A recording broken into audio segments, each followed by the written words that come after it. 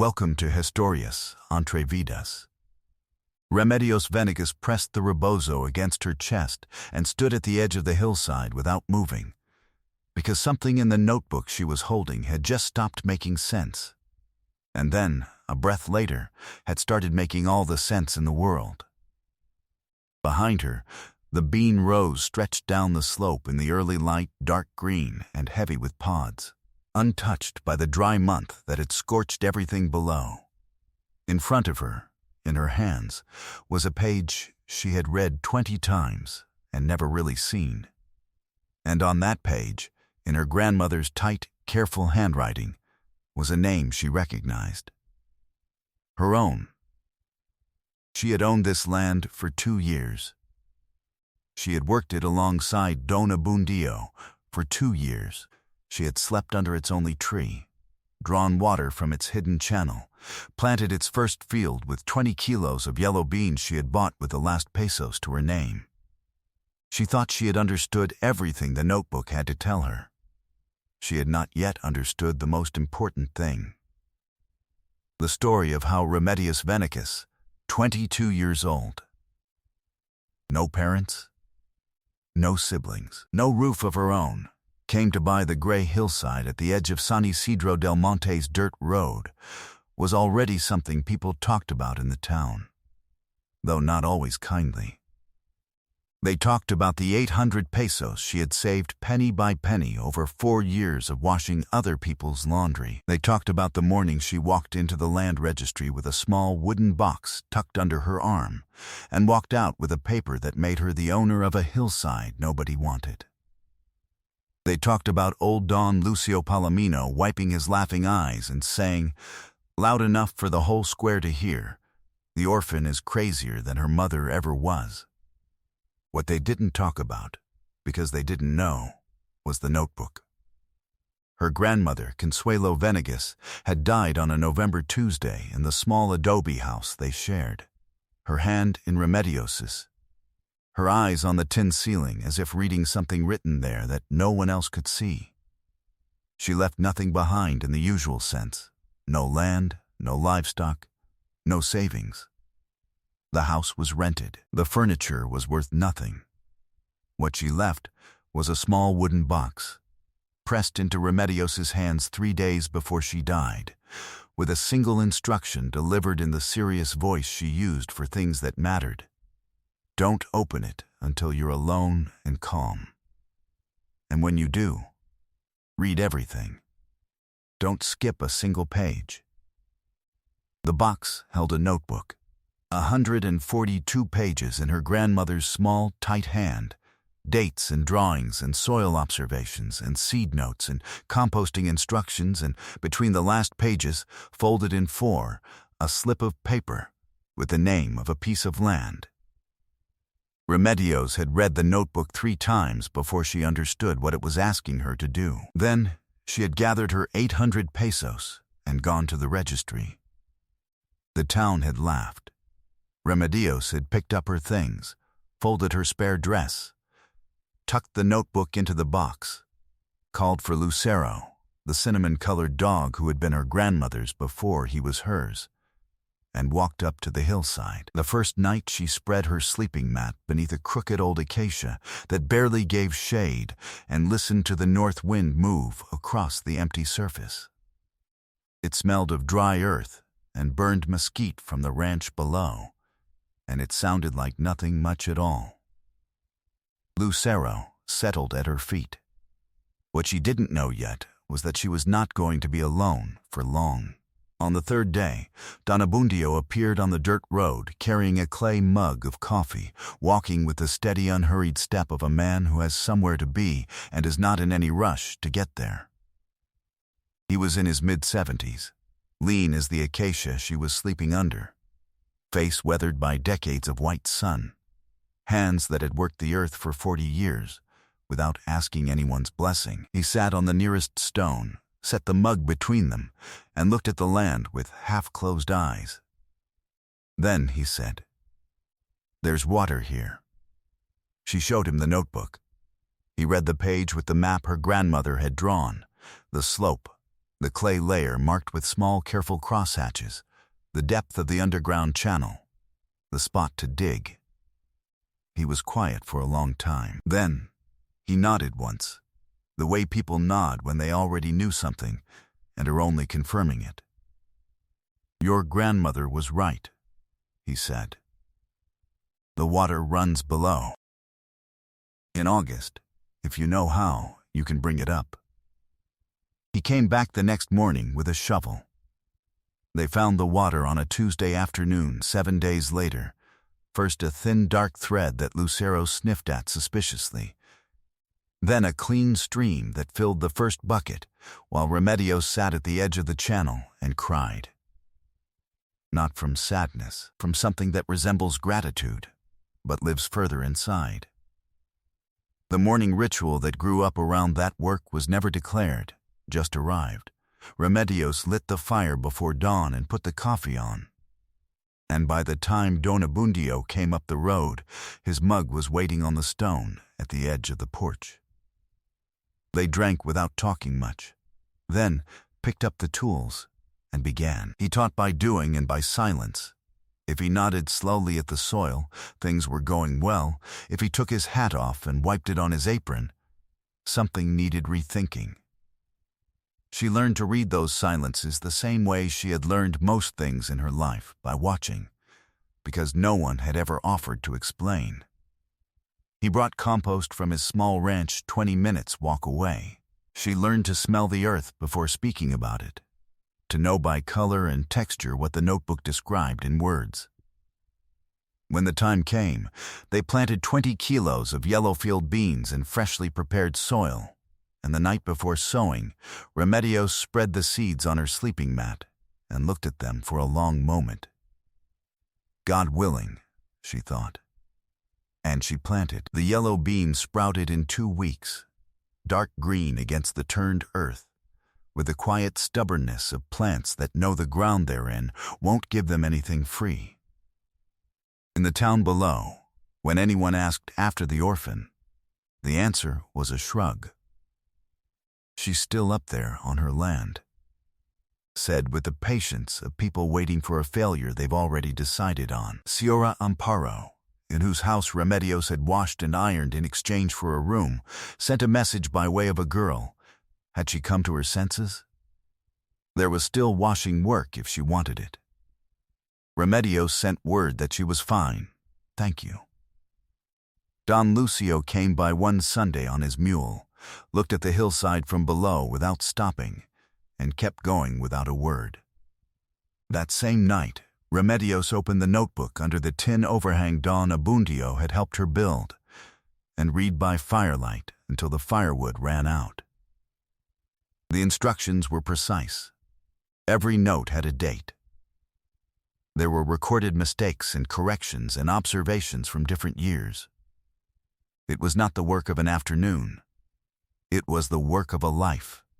She understood that night, something she hadn't finished understanding before. Her grandmother had not left her a notebook. She had left her 40 years of knowledge distilled into 142 pages.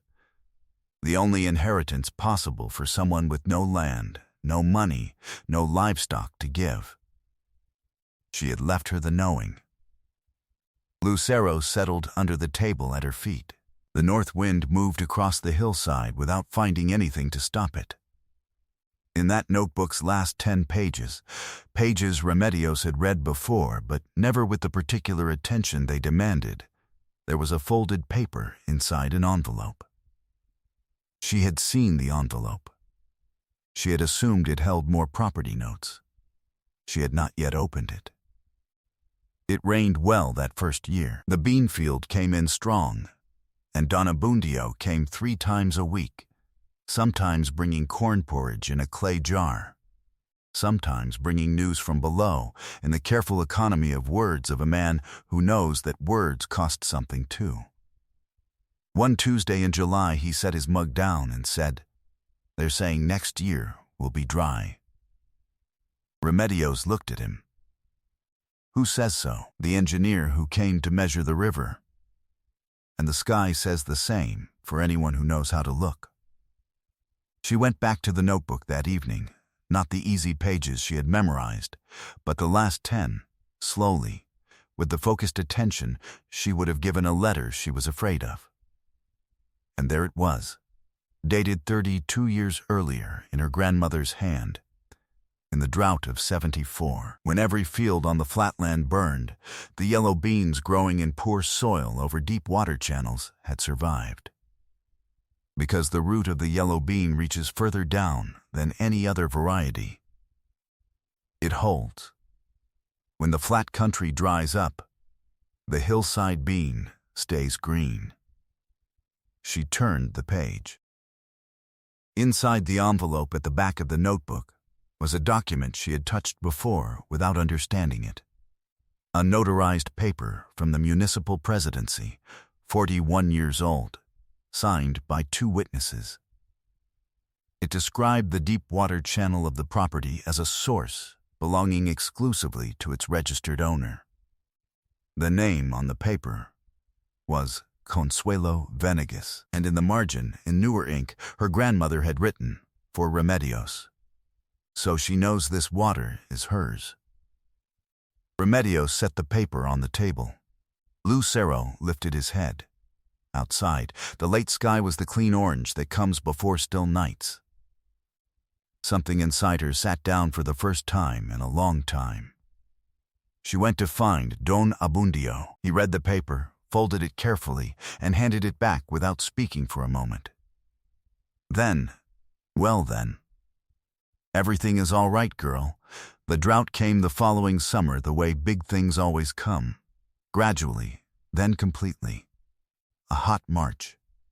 An April without rain. A May that promised nothing. By June, the flatland fields had gone yellow. By July, the wells at the town's ranches were dropping. By August, the word drought was spoken in low voices at the market, with the involuntary respect people give to things that frighten them. Remedios's beans were still green. People began stopping along the dirt road to look at the hillside from below, not going up, as if they were ashamed to be seen looking. Señora Amparo sent her daughter to ask whether Remedios had anything for sale. Don Lucio came himself one Wednesday, hat in hand, and stopped at the gate without crossing it. Remedios came out to meet him. He looked at the ground. "I came to see if you'd sell." "I sell to whoever needs it," Remedios said, without raising her voice. "I don't sell more than anyone needs so that nobody can hoard."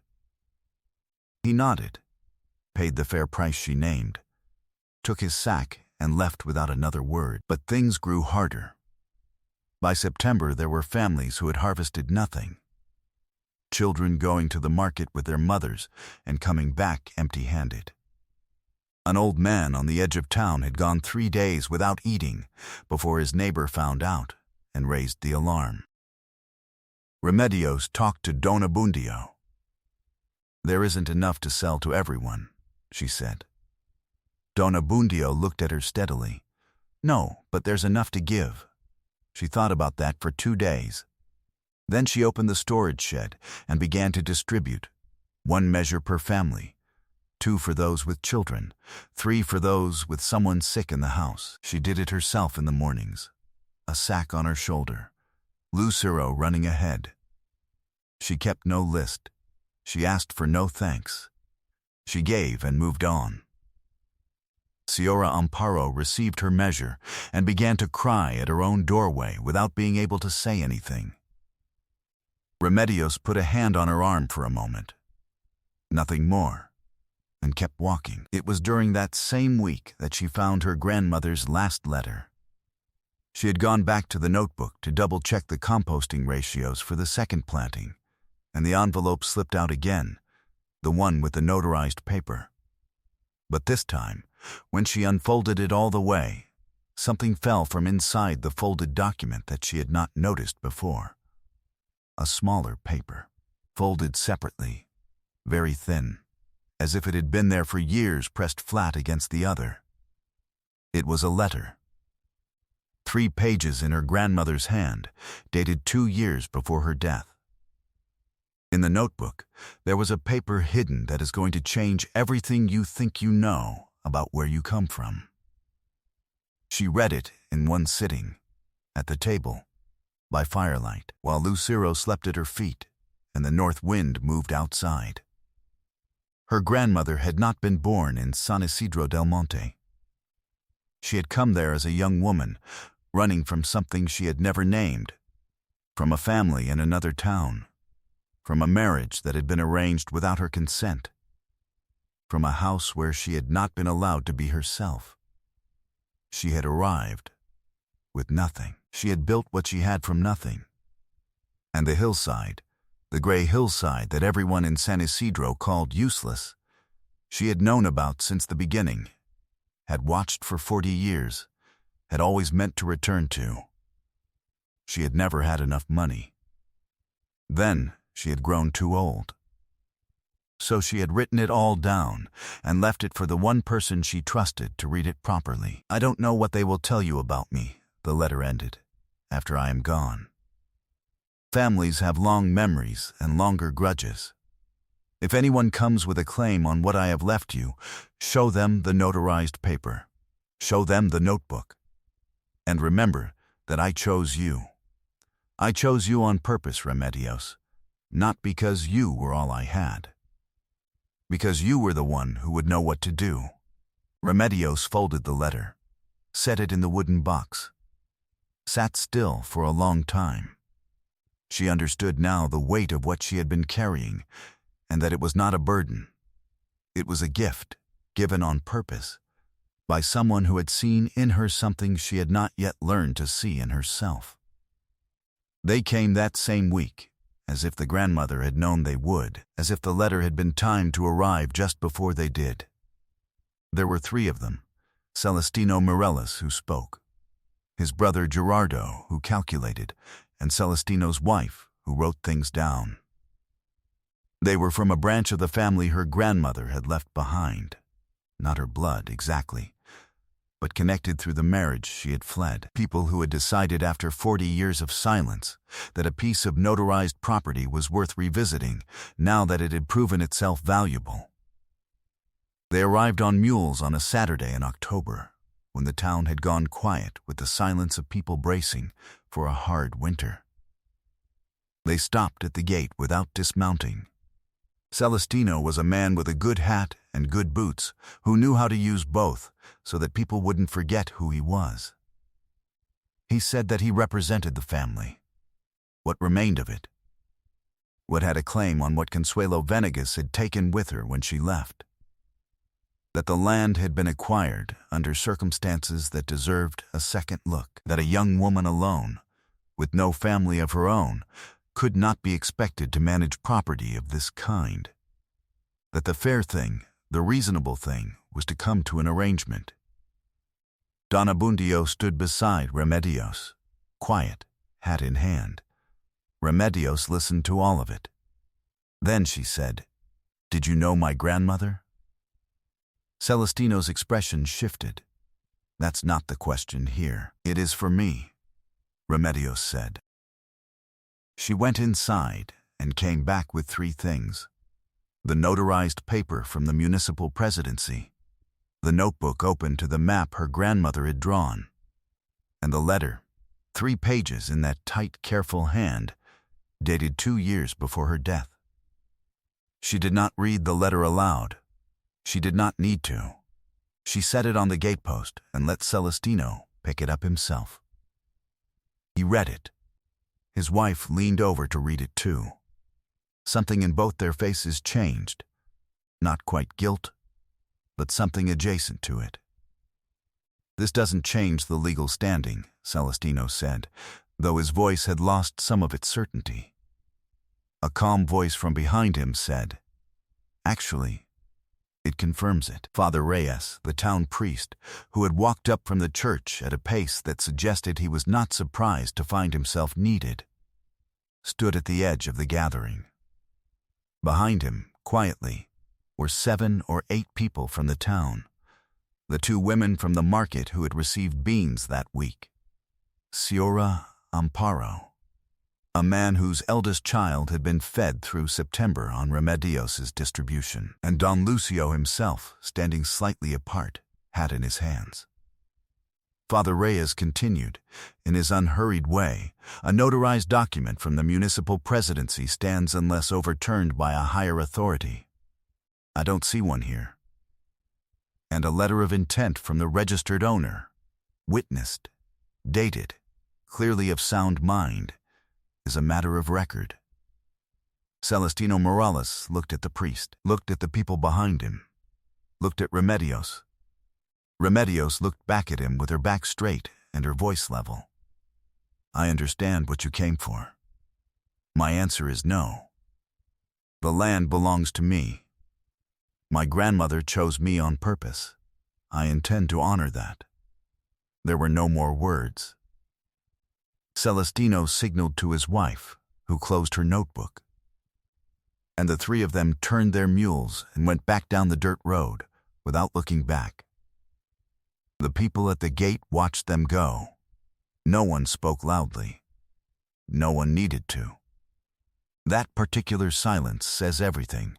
Don Abundio came to stand beside her when they were gone. He put a hand on her shoulder for a moment.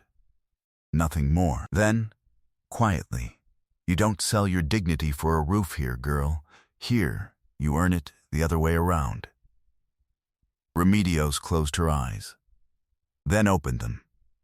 Her hands had stopped shaking. Months later, when the rains returned and the hillside apple trees were putting out their first small fruit, and the new season's bean rows were already dark green in the morning light, Remedios Venegas was doing what she did every Sunday.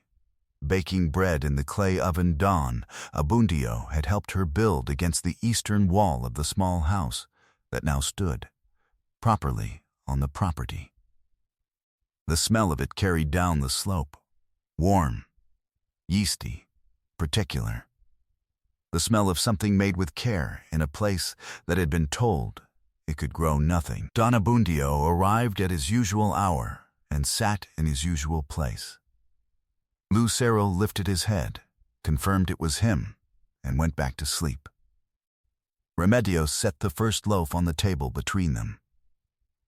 Outside, the morning light was the clean gold of a November that had been kind. The grandmother's notebook sat open on the kitchen shelf, not the first page, not the last, but the middle, where the observations on yellow beans in dry years were written in that tight, familiar hand. Remedios read from it every planting season, every time she found something she hadn't seen before. On the shelf beside it, pressed between two stones to keep it flat, was the letter, 3 pages, thin with age, creased along its old folds. She had not put it away. She wanted to see it every day. The rebozo, her grandmother's rebozo, dark blue and worn to silk at the fringed edges, which Remedios had found folded at the very bottom of the wooden box on the night she first read the letter, hung on the peg by the door. She wore it in the mornings, before the sun was fully up, when the air off the hillside still had that cold edge to it. It smelled faintly of something she couldn't name, some herb her grandmother had kept, perhaps, or simply the particular smell of cloth that has been loved for a long time.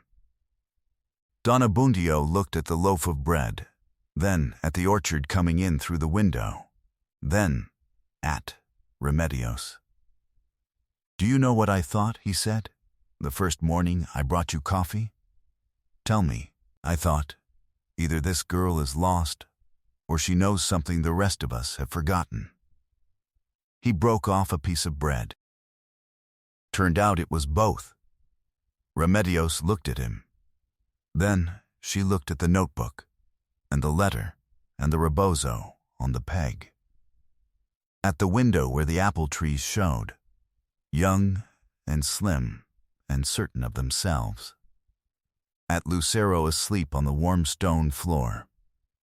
Sometimes the most desperate moments are not the end of something. They are the beginning of the only things that truly belong to us. The knowledge left by those who loved us, the land that no one else could see, and the quiet dignity of a woman who did not give up, even when no one believed she had anything worth holding on to. That cannot be bought or sold. It is inherited. And what is inherited with love blooms even when the ground looks dead. Have you ever found a home in the last place you expected to find one? If this story touched something in you, leave your comment below. Tell us where you're watching from. Subscribe to the channel so you don't miss any story. Ring the bell and share this with someone who needs a reminder that the things others overlook sometimes hold the greatest gifts of all. Until the next story, a hug, heart to heart. And they say in San Isidro del Monte that when the bread smell carries down to the square, people still stop and lift their heads. The way you do when something arrives you didn't know you needed.